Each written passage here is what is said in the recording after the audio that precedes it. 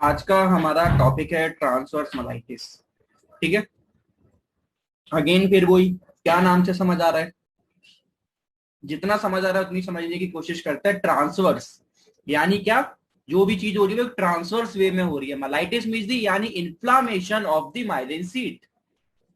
Again फिर inflammation of the myelin sheath, दो चीजें कंप्लीट करके आ चुके हैं हम इन्फ्लामेशन में माइलिन सीट में। एक तो मल्टीपल स्क्लेरोसिस है ना, मल्टीपल स्क्लेरोसिस पढ़ चुके हैं।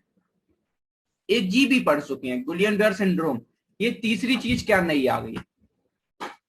कोई भी ये तीसरी चीज नई नहीं है, ऐसा नहीं है। मल्टीपल स्क्लेरोसिस में कंप्लीटली समझा चुका हूं पूरा आप लोग को, और गुलियन बेयर भी समझा चुका हूं। दोनों में क्या मेन डिफरेंस था अगेन एक बार बता देता हूं कि मल्टीपल स्क्लेरोसिस क्या करता है, दोनों की दोनों क्या करते हैं, वही ट्रांसवर्स माइलाइटिस करता है। क्या करता है, मैं अगर आपसे सिंपल वर्ड में बात बोलूं तो ये हमारा क्या होता है,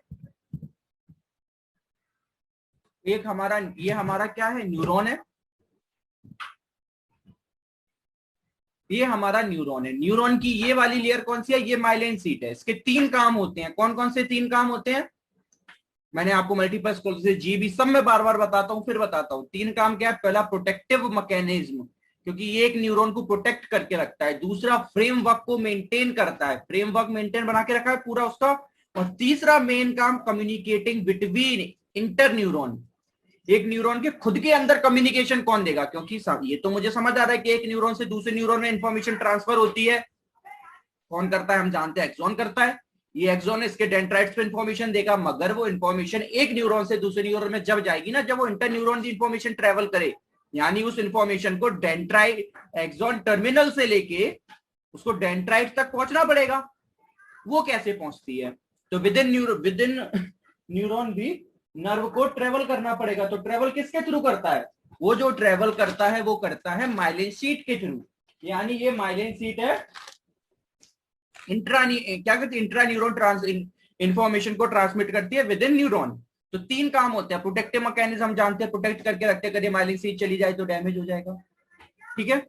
फ्रेमवर्क मेंटेन करके रखी हुई है और कम्युनिकेशन करके रखी है। यानी अगेन ये वो डिसीज है जिसमें आपकी माइलिन सीट डैमेज होने वाली है। यही मल्टीपल स्क्लेरोसिस में भी होता था, माइलिन सीट डैमेज होती थी, और यही गुलियन बेयर में भी होता था।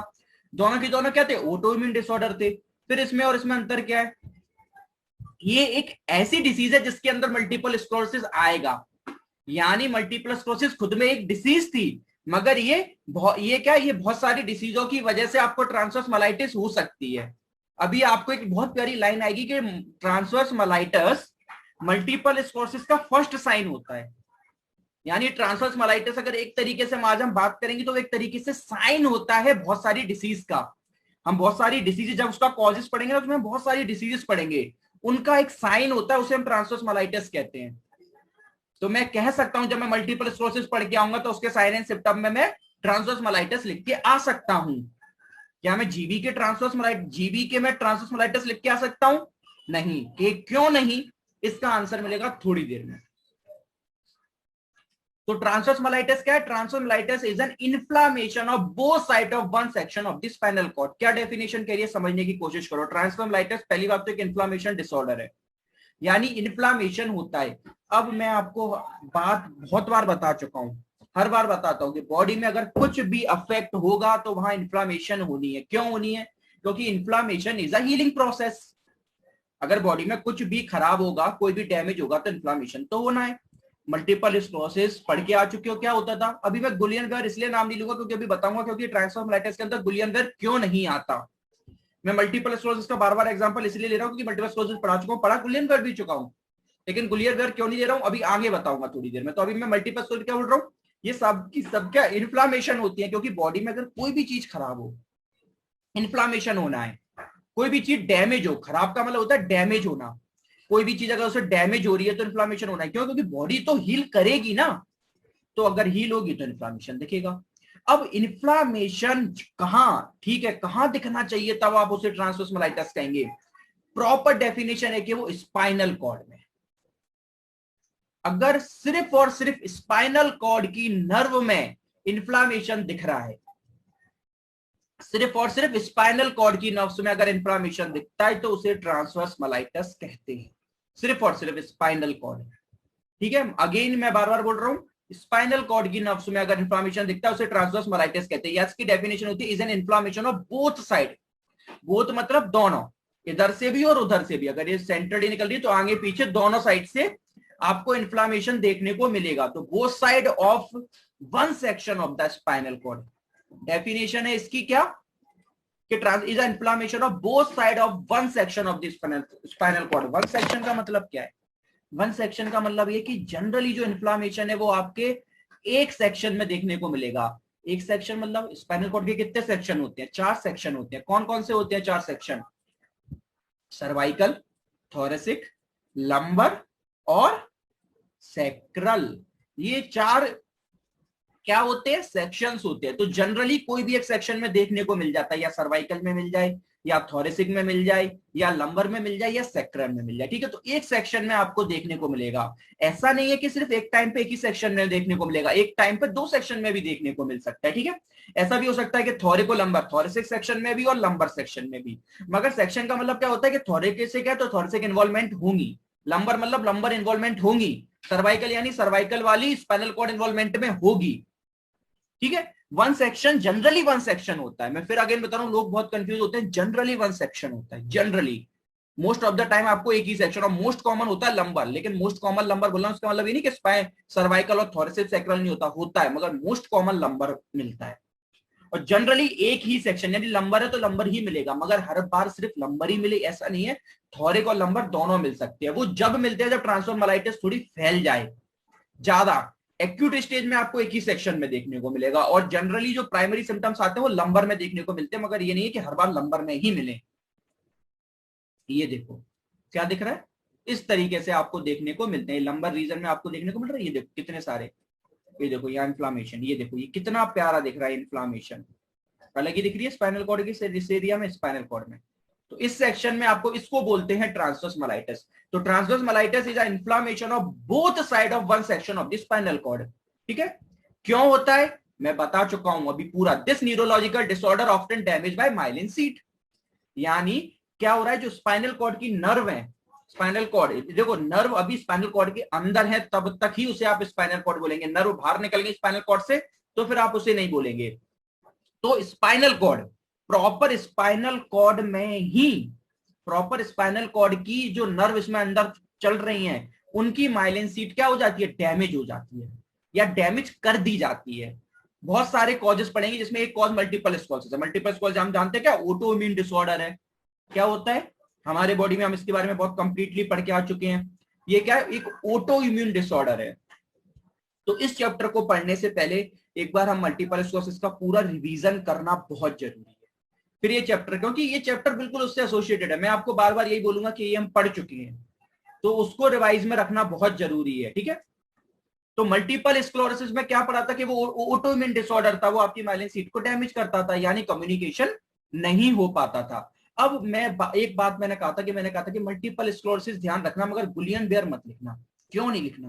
क्योंकि अगर मैंने आपको बहुत अच्छे से बताया है कि मल्टीपल स्क्लेरोसिस और गुलियन बेयर में एक ही अंतर होता है कि जो मल्टीपल स्क्लेरोसिस और गुलियन बेयर में, कि मल्टीपल स्क्लेरोसिस सिर्फ और सिर्फ ब्रेन और स्पाइनल कॉर्ड की नर्व को ही इन्वॉल्वमेंट में लेती हैं, बल्कि और गुलियन बेयर में क्या कि वो पेरिफेरल नर्व को, यानी ब्रेन और स्पाइनल कॉर्ड की नर्व को छोड़ के बाकी बॉडी में जितनी भी नर्व ट्रेवल कर रही है, क्रेनियल नर्व्स, पेरिफेरल नर्व है ना, मोटर सेंसरी नर्व्स जो भी ट्रेवल कर रही है, वो सब जो वो अफेक्ट होती है गुलियन बेयर में। मल्टीपल स्क्लेरोसिस में अफेक्ट होती है ब्रेन की और स्पाइनल कॉर्ड की। ठीक है, बाकी दोनों सेम थी। दोनों में क्या होता था, दोनों में ऑटोइम्यून डिसऑर्डर था, दोनों में माइलिन सीजर, सब कुछ सेम था, मगर गुलियन बेयर सिर्फ और सिर्फ ट्रांसवर्स माइलाइटिस में इसलिए नहीं आता क्योंकि उसमें पेरिफेरल, उसमें स्पाइनल कॉर्ड इन्वॉल्वमेंट में नहीं होती। अब मैं यहां पर आपके लिए 3 गोल्डन रूल बता सकता हूं ट्रांसवर्स माइलाइटिस के लिए कि सर अगर ये 3 कंडीशंस फुलफिल नहीं होगी तो आप उस डिसीज को ट्रांसवर्स माइलाइटिस नहीं बोल पाएंगे। 3 गोल्डन रूल याद रखना है एक ट्रांसवर्स माइलाइटिस बोलने के लिए। पहला, इन्फ्लामेशन होना जरूरी है, यानी जो भी स्पाइनल कॉर्ड को डैमेज कर रहा है वो डैमेज होने के बाद उस जगह पर इन्फ्लामेशन होना जरूरी है स्पाइनल कॉर्ड में, पहला। दूसरा, सबसे इंपॉर्टेंट पॉइंट कि स्पाइनल कॉर्ड इन्वॉल्वमेंट में होनी चाहिए। अब इसका मतलब ये नहीं है कि सिर्फ स्पाइनल कॉर्ड, कोई भी मल्टीपल स्क्लेरोसिस ब्रेन को भी करता है, स्पाइनल कॉर्ड को भी करता है। बहुत सारी डिजीज पढ़ेंगे, एक हम पढ़ेंगे न्यूरोमाइलाइटिस ऑप्टिका, वो मोस्टली आंखों की नर्व को इन्वॉल्वमेंट में लेता है, मगर वो स्पाइनल कॉर्ड की भी लेता है, लेकिन गुलियर बर्ग कभी स्पाइनल कॉर्ड की नहीं लेता। तो हर वो डिसीज जो स्पाइनल कॉर्ड को ले, और उसके अलावा वो और किसी को भी ले, हमें कोई मतलब नहीं है। हम ट्रांसवर्स मोनाइटिस में ये पढ़ रहे हैं कि पहला इन्फ्लामेशन होना चाहिए, दूसरा स्पाइनल कॉर्ड की नर्व इन्वॉल्वमेंट में आना चाहिए, और तीसरा इन्वॉल्वमेंट कि स्पाइनल कॉर्ड की माइलिन सीट, स्पाइनल कॉर्ड की जो नर्व है, नर्व की जो माइलिन सीट है वो डैमेज होनी चाहिए। अगर और कोई पार्ट डैमेज हो रहा है तो आप उसे ट्रांसवर्स मोनाइटिस नहीं कहेंगे। क्या 3 कंडीशन बोली मैंने? कि स्पाइनल कॉर्ड इन्वॉल्वमेंट होना चाहिए, प्राइमरी काम। अगर स्पाइनल कॉर्ड इन्वॉल्वमेंट है तो स्पाइनल कॉर्ड की जो नर्व है उनकी माइलिन सीट का इन्वॉल्वमेंट होना चाहिए, दूसरा इंपॉर्टेंट। और तीसरा पॉइंट, माइलिन सीट इन्वॉल्वमेंट में हो गई तो उसके बाद इन्फ्लामेशन होना ही होना चाहिए। जब ये 3 कंडीशन फुलफिल होंगी तभी आप उस डिसऑर्डर को ट्रांसवर्स मोलाइटिस कहेंगे, वरना आप उसे ट्रांसवर्स मोलाइटिस नहीं कहेंगे। ठीक है? तो the neurological disorder often damage myelin sheath, सब में ही था। क्या कॉज हो सकते हैं? देखो आपको बता रहा हूं, ट्रांसवर्स मोलाइटिस बहुत सारी डिसीज की वजह से होता है, जैसे मल्टीपल स्क्लेरोसिस, न्यूरोमाइलिटिस ऑप्टिका, ऑटो इम्यून। 90% जो होते हैं ना वो सबके सब ऑटो इम्यून होते हैं, 90%।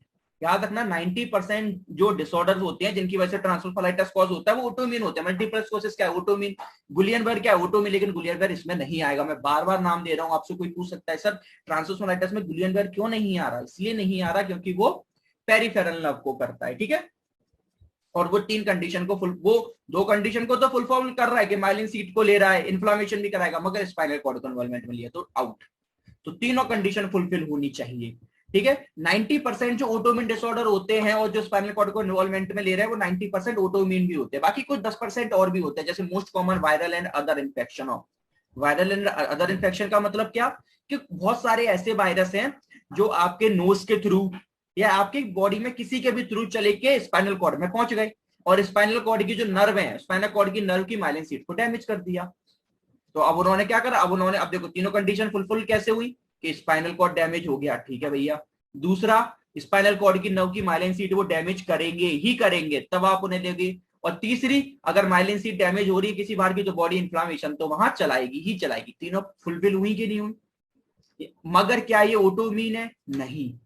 तो ये 10% ये ऑटोइम्यून नहीं है। जनरली जो इन्फ्लामेटरी डिसीज होती है ना नर्व की, वो 90% ऑटोइम्यून ही होती है कि बॉडी में खुद की वजह से।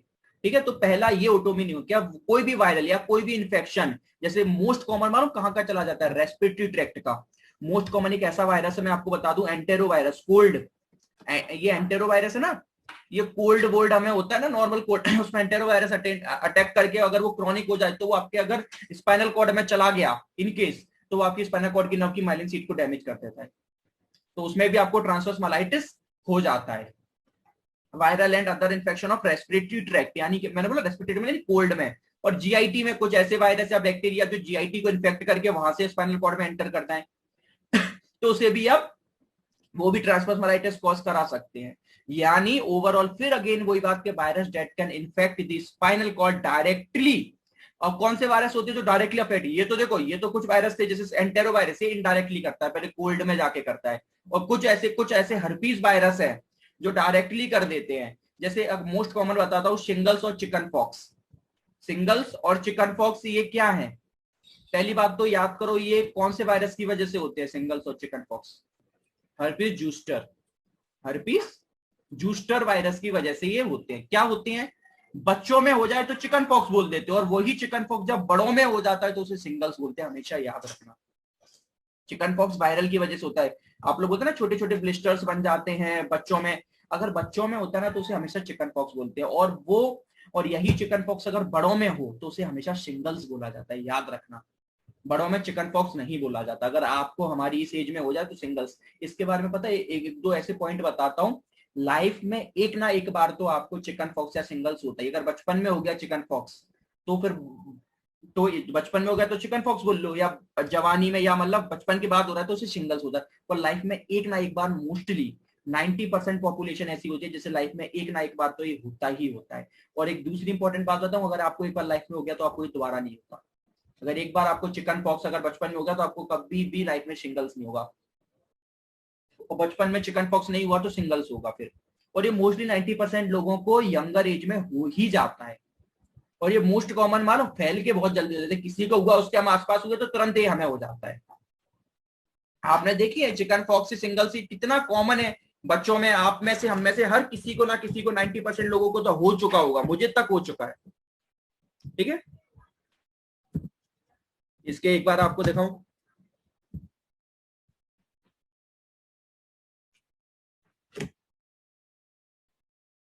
ये आपने देखो इस तरीके से, ये लाइफ में एक बार होते ही होते, ये बहुत क्रोनिक स्टेज है, इतना क्रोनिक स्टेज पे नहीं होते जनरली लोगों को, कुछ एक्यूट इस तरीके से ब्लिस्टर्स बन जाते हैं, और यही जब बड़ों में होता है तो उसे सिंगल्स और लाइफ में एक बार होता ही है। अच्छा, अब आप पूछ सकते हो सर ये लाइफ में एक बार होता है फिर दोबारा क्यों नहीं होता?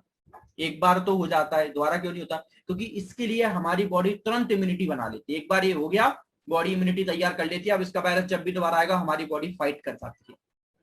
इसलिए कुछ लोगों में इसकी वैक्सीन भी लगाई जाती है, बच्चों में वैक्सीन लगाई जाती है इसकी कि एक बार भी ना हो, उन्हें वैक्सीन लगाई ही जाती है आजकल तो, जैसे जिन लोग को नहीं लगी होती है या फिर नहीं काम करी उतनी या कुछ तो फिर उन्हें हो जाता है, और एक बार अगर लाइफ में हो गया तो ये दोबारा नहीं होता। ठीक है, तो उसका वायरस भी आपको ट्रांसवर्स माइलाइटिस कॉज करा सकता है। ठीक है मल्टीपल स्क्लेरोसिस पूरा समझा चुका हूं है ना। मल्टीपल स्क्लेरोसिस का it is a autoimmune disorder which affect the nerve या which affect the myelin sheath, it is a part of nerve, उसको अफेक्ट करती हैं, और मोस्टली किसको? ब्रेन और स्पाइनल कॉर्ड को, याद रखना ब्रेन की नर्व को और स्पाइनल कॉर्ड की नर्व को। और ध्यान रखना जब भी मल्टीपल स्क्लेरोसिस का ये फर्स्ट साइन भी माना जाता है ट्रांसवर्स माइलाइटिस, क्योंकि इसमें क्या है सिर्फ और सिर्फ आपकी मालूम है कौन सी, क्योंकि देखो मल्टीपल स्क्लेरोसिस में बात कर चुके हैं स्पाइनल कॉर्ड और ब्रेन की नर्व इन्वॉल्वमेंट में होती है, तो इसमें क्या जब स्पाइनल कॉर्ड इन्वॉल्वमेंट में आता है तो उसमें क्या ये एक तरीके से मालूम ये एक्यूट स्टेज होती है, ये नॉर्मली बहुत लोगों में हो जाती है, जनरली बहुत लोगों में हो जाती है छोटे मोटे वायरस से भी। तो इसमें क्या होता है कि सिर्फ एक तो अभी जनरली अगर ये लंबर रीजन पे तो इतनी तकलीफ नहीं देती, अगर सर्वाइकल पे होगी तो आप बहुत समझदार हो कि सर्वाइकल पे क्या क्या कर सकती है, आगे बताऊंगा कि सर्वाइकल लंबर पे तो जनरली लंबर बैक पेन आपके लिम्ब वगैरह लोअर लिम्ब अफेक्ट होता है, अगर सर्वाइकल हो गया तो पूरी बॉडी अफेक्ट हो जाती है, और यहाँ की अगर बहुत क्रॉनिक हो गया तो आपका पैरालिसिस में ही चले जाओ।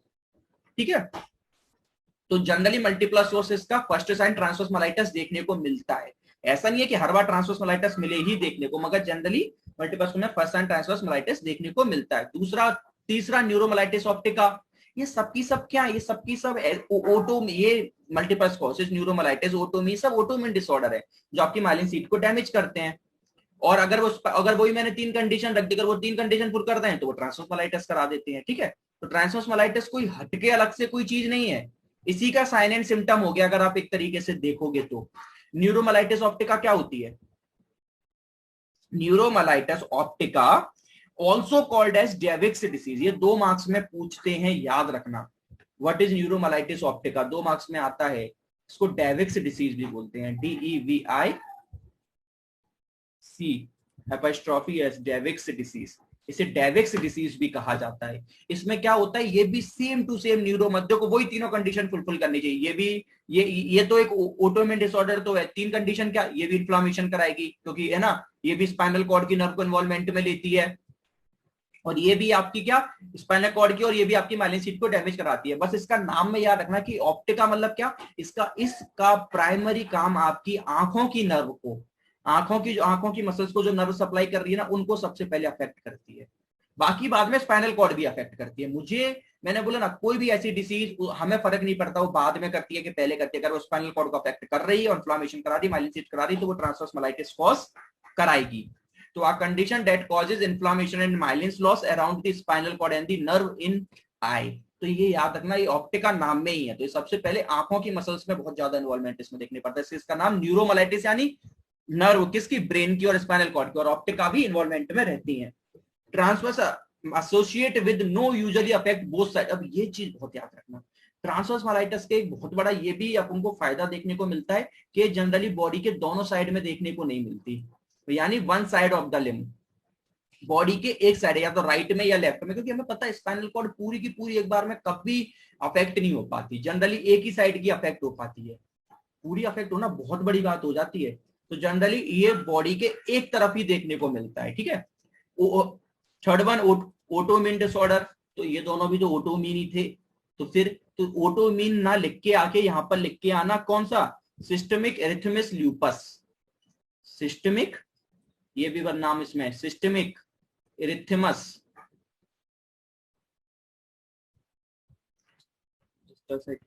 Systemic erythematous lupus. ये क्या है, ये भी एक ऑटोइम्यून डिसऑर्डर। इसमें क्या होता है, इसमें ये भी ऑटोइम्यून डिसऑर्डर है, सेम टू सेम, सब कुछ सेम है। इसमें सबसे पहले जो आपके टिश्यूज हैं, खुद के ऑटोइम्यून डिसऑर्डर है तो खुद के ओन टिश्यूज, सबसे पहले टिश्यूज इन्वॉल्वमेंट में आते हैं, फिर धीरे धीरे करके स्पाइनल कॉर्ड इन्वॉल्वमेंट में आ जाती है। तो एक इसका एक कॉज सिस्टमिक एरिथमेटिक लूपस भी हो गया। वैक्सीनेशन, अब आप बोलोगे सर वैक्सीनेशन ही, बिल्कुल। मैंने आपको स्टार्टिंग में एक बात पढ़ाई थी, मैंने मल्टीपल स्क्लेरोसिस बताई भी थी कि जो ऑटोइम्यून डिसऑर्डर होते हैं ना बहुत सारे, वो वैक्सीनेशन की वजह से भी आपको हो जाते हैं। बोले क्यों सर? क्योंकि देखो हमेशा याद रखो, ऑटोइम्यून डिसऑर्डर होने का मतलब ये होता है कि वो आपकी बॉडी में ऑलरेडी प्रेजेंटेड है, वो अलग से नहीं आ रहे हैं, मगर बस उन्हें क्या एक ट्रिगर्ड पॉइंट चाहिए, एक ऐसा पॉइंट चाहिए कि जहां से वो क्या हो जाए, ट्रिगर हो जाए। अब वो trigger body to body depend पे करता है कि कोई की बॉडी वायरस से ट्रिगर हो जाए, कोई की बॉडी